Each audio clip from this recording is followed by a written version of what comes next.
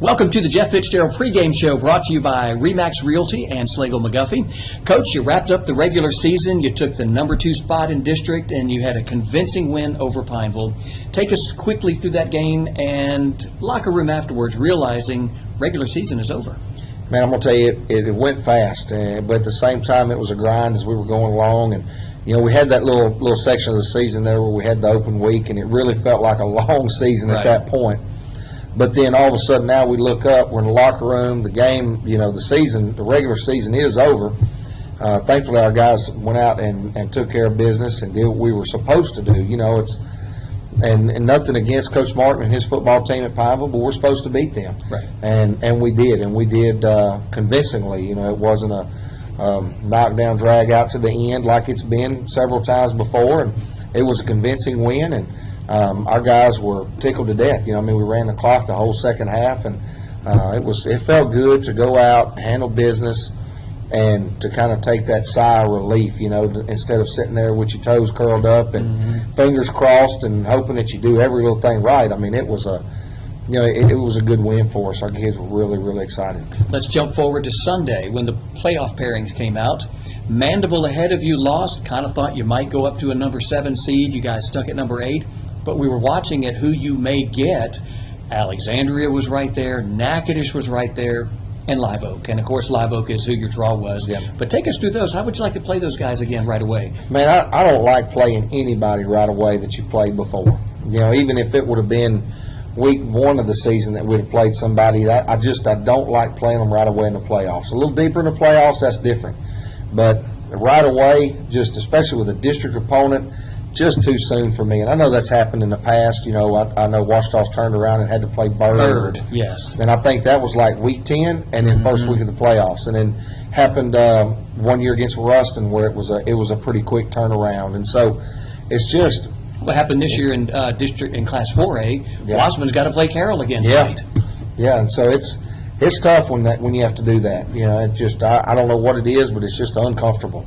And how do you shift from regular season into playoff mode during day-to-day practices? I mean, tell us what's different about it. We just keep doing what we're doing. Our guys are we're in a comfortable. I don't want to say comfortable mode right now, but our guys, they have an understanding of what we expect, and they're going and doing it. And so we're not changing anything up. You know, we don't want to mess with the mojo, as whatever you want to call it. Right.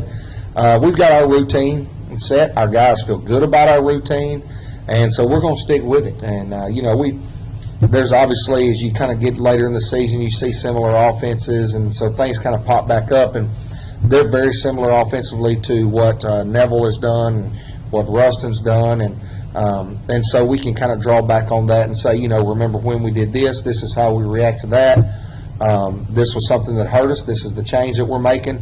And so our guys can, you know, figure it out a little bit quicker. But as far as, so we may cut back a few things, you know, cut back endo a little bit and focus more on the team segment. But for the most part, we're pretty well set in our routine. We don't really practice very long anyway. You know, you lose those kids after a little while. You're going to lose their attention span anyway. I mean, they're kids. They just want to get out there and have fun. And so it's like beating your head against the wall. But we practice about an hour and a half, maybe an hour and 45 on a long day. And it's very high tempo. Our guys are very excited about practice, show a lot of energy in practice. And, you know, you hear coaches talk about false fire and this and that and the other, but I don't care what it takes for them to get up and be excited about practice. That's what we got to do. And so at times we play music, sometimes we don't, just depending on kind of what the mood of the day is and what it requires. So, but our guys have been really, really good about getting themselves up for practice. And probably the past 3 weeks, man, we've had some great practices. It's been a fun time. Perfect time for it to come together. Live Oak is coming up. We'll take a look at that on the other side of the show. You are tuned in to the Jeff Fitzgerald pregame show, brought to you by Barry Collins and CFM Enterprises.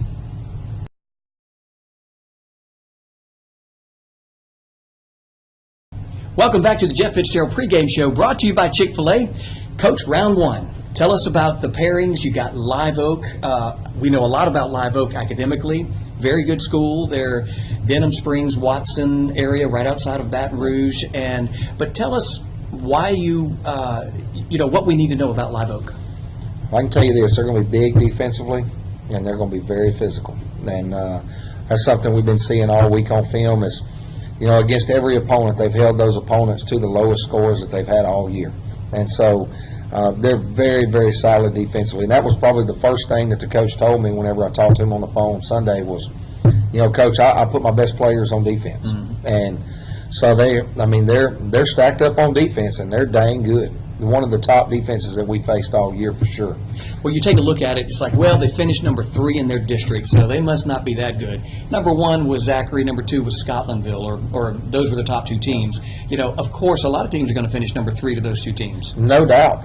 Those are 2 excellent football programs, and they're not far behind. They held, I think they had Scotlandville 34-7 win, but that came off of Scotlandville had 2 pick sixes that that bumped their score up at the end of the game. It was actually, I want to say, a 21-7 ball game going into about the midway through the fourth quarter. So it was close. It was very close. It was a war. And then Zachary blocked 2 punts for their win over them. Mm-hmm. And so you got to be able to put all 3 phases of the game together and do the little things right, and they're going to play hard. They're good tacklers. And then offensively, man, they've taken care of the football for the most part except for 2 football games. Wow. All right, now talk to us about, let's go back to that defense. This is not the typical 4-2-5 or 4-3 you've seen all year. They're playing a 3-4. Explain the difference and what that means for your offense. Well, what they try to do is play that lineup in that 50 and stand up a defensive end and slide kind of to an odd front. And what it allows us to do is to hopefully manipulate them with some formations and put them in some uncomfortable situations that they don't like to be in just by alignment. And what we've seen out of them is out of a few of the formations that we give, they'll bump down to a 4-2-5, which is familiar to us. Right. Not necessarily what they want to do, but they do base out of the 50, the 3-4. It's really just an old school 50 because they've got 5 guys lined up on the line of scrimmage, bringing 2 edge guys, and then playing a cover 2 zone behind it, and then they'll line up and play a little bit of man. But they do play a base defense. They're not trying to trick anybody. They're real sound in what they do, and their kids play fast, so it shows that they're very simple. Okay, offensively, we see where they've got a lot of scores, but looking over all their stats, they don't seem to be a big play team. They seem to be, they line up in the spread, correct? And then it's just, how do they do it from there?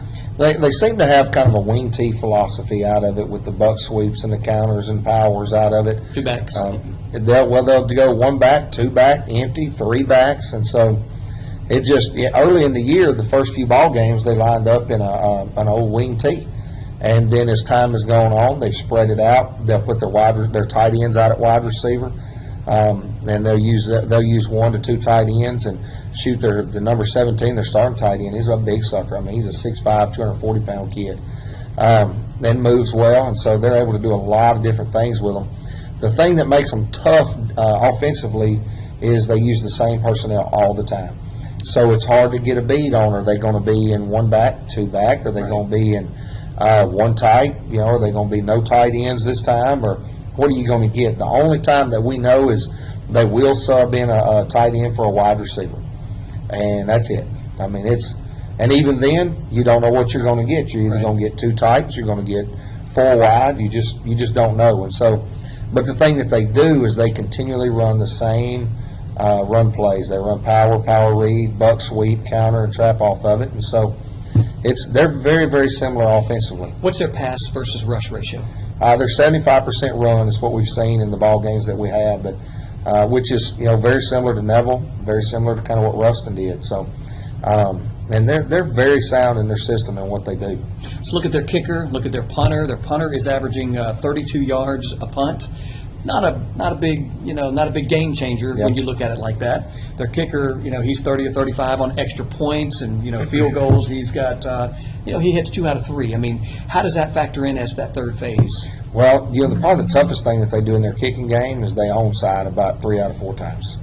Okay. or some kind of squib, something crazy.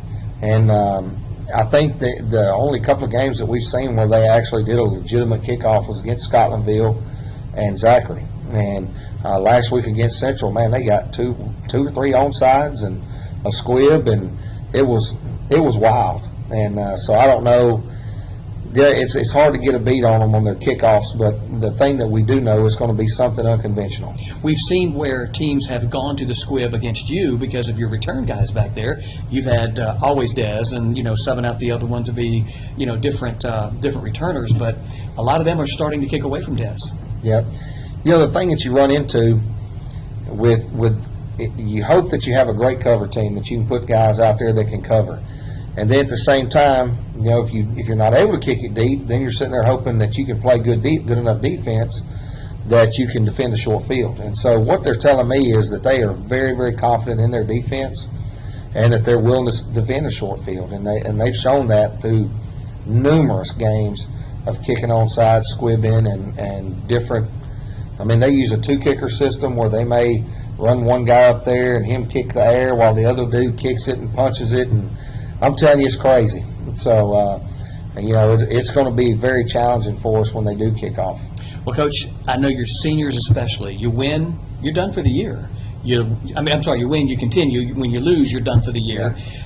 How does that play into their mindset? I mean, does that rise up leadership a little bit more, saying, guys, we got to continue week after week after week? Well, there's no doubt. It all depends on, the type of guy they are. Some guys are just ready for it to be over with. There are guys like that on every team. Teams that win a state championship, there's guys on that team that, they're just ready for it to be over. They want to go hunting, or they want to lay up, or they want to go to basketball, or whatever it is. But I think that the group of seniors that we have this year, they are extremely hungry. I don't know that we have anybody as a senior with that mindset. And I've been on teams playing with guys with that mindset, coaching players that have had that mindset, but we don't seem to have that mindset this year. It's a special group of kids that, regardless of what happens tonight, these guys are here to play, and they're hungry, and I really believe that they'll do anything they can to continue on next week. And, we've shown that this week in practice that they were hungry. The seniors have been a little more vocal, and not that they get on to the other players or anything, but they get on to one another, or they actually take responsibility for their actions if they mess up. Mm-hmm. And when that starts happening, then it starts to become their ball club and their team, and that's what you want. A whole bunch of assistant coaches. That's right. As long as they'll be coachable. Yeah, right. So and which they are. I mean, I'm telling you, it's a great group of seniors. I can't say enough about them, and I know that they're going to play their tails off tonight to bring home a victory for Washita. Best of luck in tonight's game. Thank you. You've been tuned in to the Jeff Pitchfield pregame show brought to you by Turn down for what?